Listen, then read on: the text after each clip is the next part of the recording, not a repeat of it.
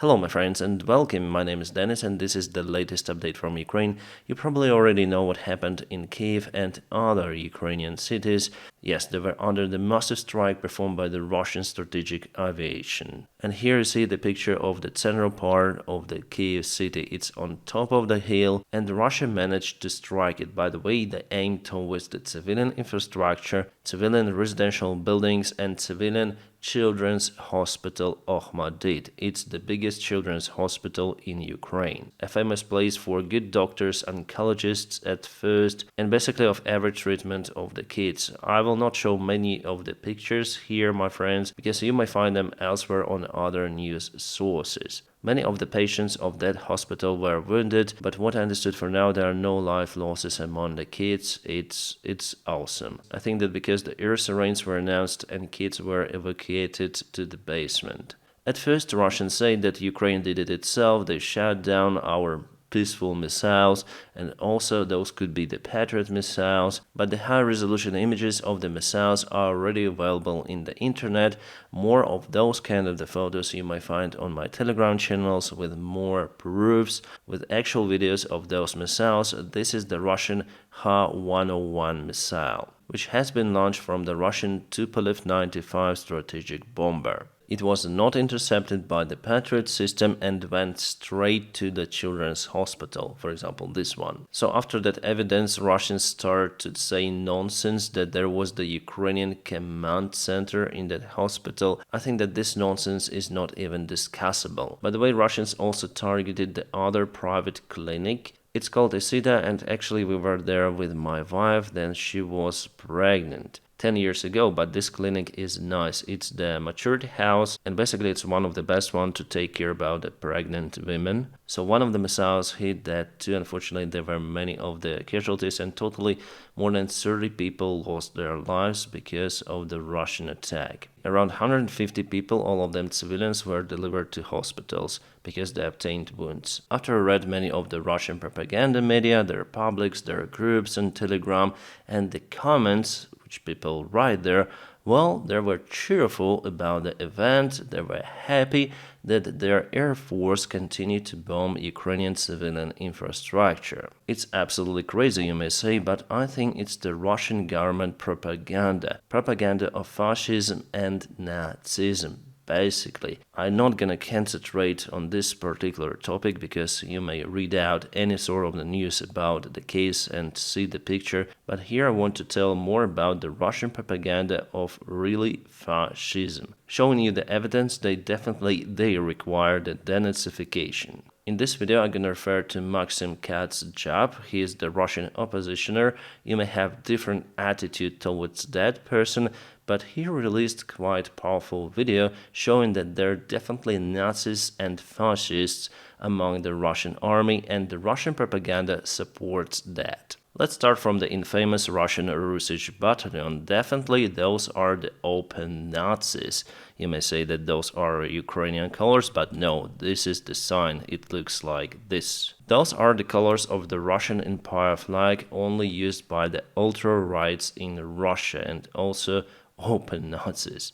The commander of the Ruzzian battalion is Alexei Melchakov. Here, for example, he is posing with demolished Ukrainian truck and the bodies of the Ukrainian soldiers. And he's basically a sadist and psychopath. Actually, in 2012, when Melchakov was much younger, he tortured pets, animals. Here we even have the article from the Russian media. In Kaliningrad, school children are looking for the animal torturer. Even though Melchakov posted many of the photos of the animals which he tortured to death, he wasn't really prosecuted by the time. After it, he joined the Russian army, and in 2014, he with his crazy friends created this infamous Ruzzian battalion. And Ruzzian is the part of the Russian army. In his recent interview, he confirms that it's not a separate organization.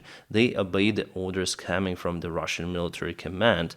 I'm 100% sure that this particular individual joined this battalion to perform the massacres in Ukraine. They confirmed it, by the way, many of the times that they got rid of the Ukrainian prisoners of war. And this is one more article from the Russian media.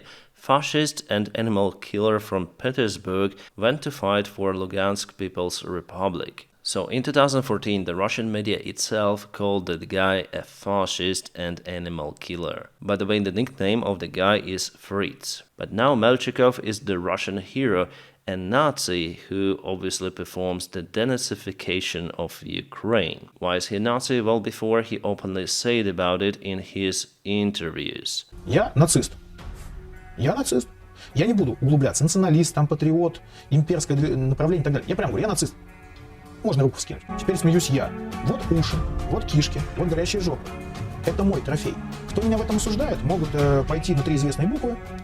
Miraculously, there is no cognitive dissonance among the Russian propaganda. Then Melchikov says those stories, Russian propaganda is just silent. The Melchikov's friend is Jan Petrovsky, who also served in the Ruzzian battalion. He, let's say, fought in Ukraine till 2016 and after it went to Norway, and later to Finland, where he was arrested for the accusations of the war crimes, which he did in Ukraine during 2014 and 2015. Petrovsky and Melchikov said many times in their media that their goal is to get rid of Ukrainians. They were calling for it because they were afraid of the revenge coming from the Ukrainians' children. Yes, that bullshit which you may only find in the Nazi Germany workbooks. Unfortunately, Finland hesitates to extradite this guy back to Ukraine because they think that he will not face the justice court in Ukraine. So they keep him detained in their prison, which I think is not good. Well, after all, I think it's a good idea to send him back to Ukraine, to face a proper punishment for this bastard, because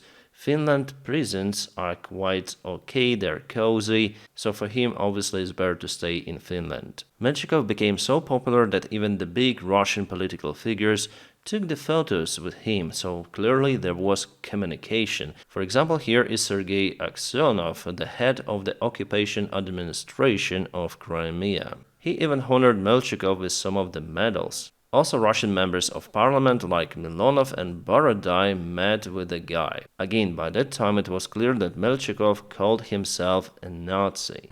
Как нации украинцев не существует, что это оболваненные русские. He said that there is no nation as Ukrainians, those are just brainwashed Russians. Детей, которые потом не возьмут оружие и начнут мстить за родителей.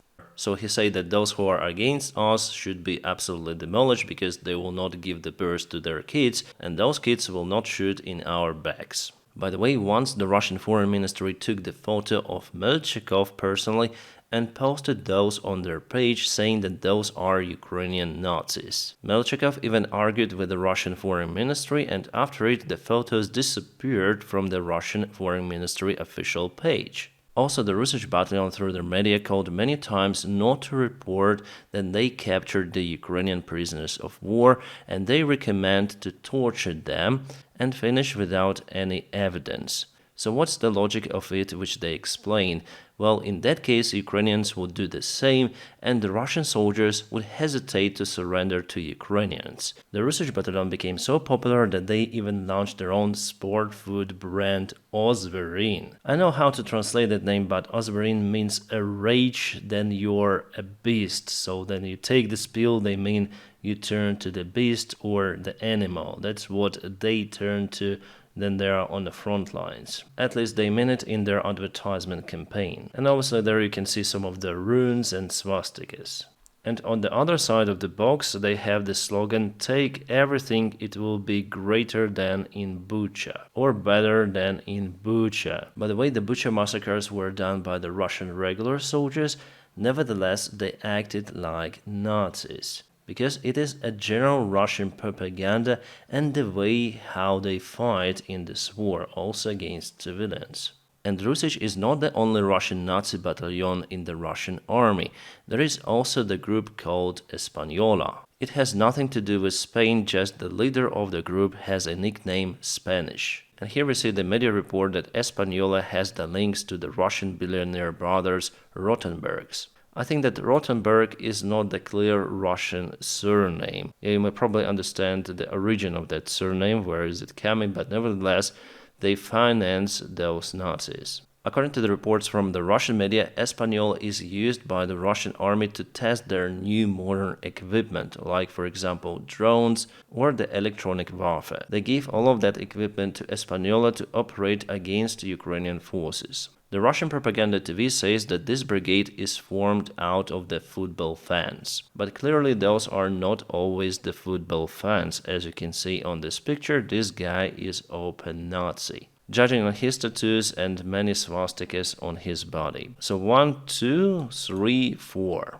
Maybe should have one over here like in one of the Tarantino's movie. But nevertheless, Russia is okay with his swastikas. As you can see, he is also a sportsman. He fights in MMA. He is not the unsocial person, even though there is the huge propaganda in Russia that they fight against Nazis.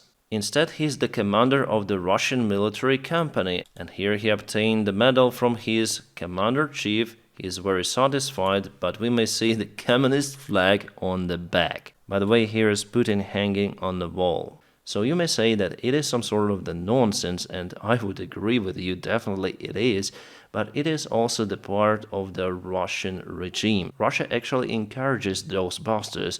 They show them on TV and they say be like them. It is basically their government policy, so there is the renaissance in the far-right movement of Russia, actually Nazi movement or fascist movement in Russia. Back in 90s, those movements were very popular in Russia. So for example, here we see Dmitry Rogozin. Later on, he becomes one of the main Russian politicians and the head of the Roscosmos. Now he is not that supported by the Russian regime because after all he is freak, and probably with his help those Nazi battalions were created, as many said. But the oldest Russian Nazi group is called RNE, Русское национальное единство, the Russian national unity. Again, they took the part in the war against Ukraine back in 2014. Even in this video, if we take all of the Russians who took part in 2014, that will be a lot, but the official Russian propaganda says that those were just local resistance people in Ukraine who started the civil war. Unlike Espanola or the Ruzzian battalion, RNE is not that public. However, they have the figure of Pavel Gubarev, who started his career from that group, and later on he became one of the main leaders of the self-proclaimed DPR. By the way, he's still alive but doesn't have that influence as before.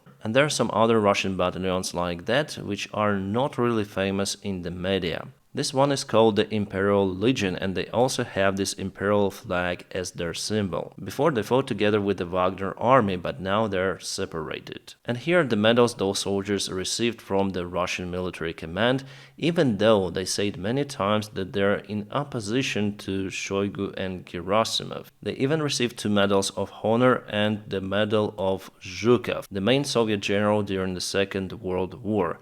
Communist, which is kind of the cringe medal for Nazi, don't you think? In their social media account of Contacted, they say that they were fighting between 2014 and 2015, and also they've took the part in a full-scale war since 2022 and still they are fighting. Also they complained that Putin betrayed him, so Putinskое предательство means Putin's betrayal. But nevertheless, they're the part of the Russian army, so they obey the order from Putin directly, at the same time obtaining lots of the medals for massacres they perform on the war field. So this is basically their PR campaign. With a new full-scale war, more of those battalions start to appear. For example, the name of this one is Zimargel. Well, basically it's the part of the Ruzzian battalion. They argued probably on something and separated to the different one. Oh my god, what's the cringy logo they have? Here we see some of the Z symbols which form swastika. Actually the symbol that we use sometimes to show that modern Z symbols of the Russian propaganda is definitely looks like Nazism,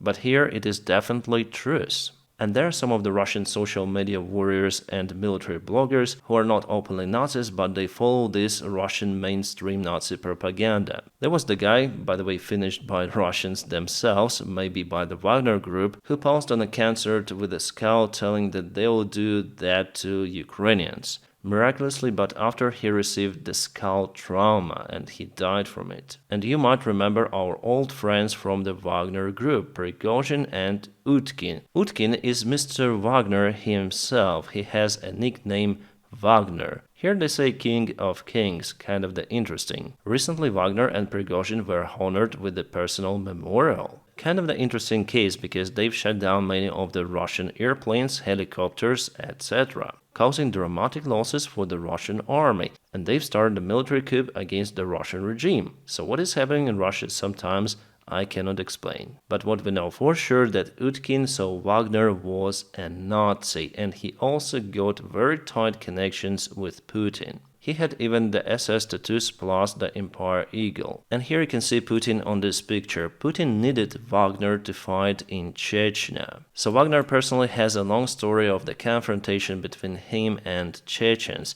This story actually lasted for a very long time and went public the previous year. Then Utkin and Prigozhin personally started to blame Shoigu and Gerasimov for the lack of the munition. At that time, the president of the Chechen Republic, Kadyrov, supported Gerasimov and Shoigu, also telling that they can cope with the Wagner army, but Utkin said, "Okay, let's try, we'll see." So there are many forces in Russia which at some point might break Russia apart. Yes, we understand that Utkin and Prigozhin are no more, but there will be new guys like those. Now the Russian youngsters are more and more into those ultra-right movements, and that spirit is actually supported by the Russian propaganda, which spread just hatred from the TV screens. The Russian society is sick of chauvinism and it's heading towards the self-destruction direction because for the multicultural and multi-religion country as Russia, those movements can create lots of the cracks. For the Russian society, it's just impossible to be a unit nation or something. So if this trend continues, the internal confrontation and maybe civil war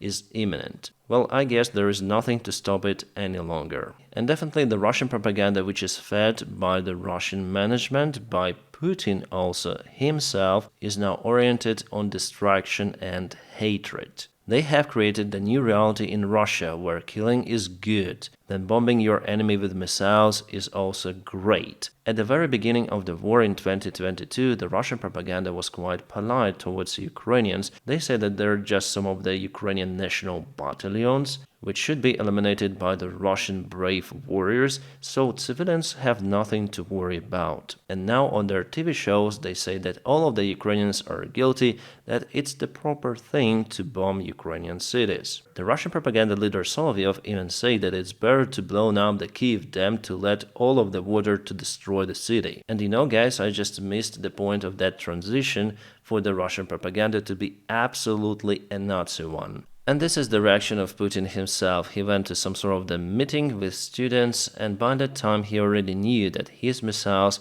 hit the children's hospital in Kyiv. He is just laughing, he is happy. A dictator who absolutely lost his mind. Guys, I understand that it's kind of the unusual video from my side, but here I wanted to draw the parallel between what Russia is doing on the ground and their actual propaganda to show the real face of the Russian regime. Well, tomorrow I'm gonna come out with the usual daily updates, the news, the frontlines reviews, but today I think it's important to speak about this particular topic. My friends, if you like the job that I do daily on YouTube, you may also consider supporting me on Patreon. The Patreon page link is available in the video description just below. Thank you so much for your motivation and your kind support. Now, my friends, I wish you all a peaceful sky wherever you are and have a great time.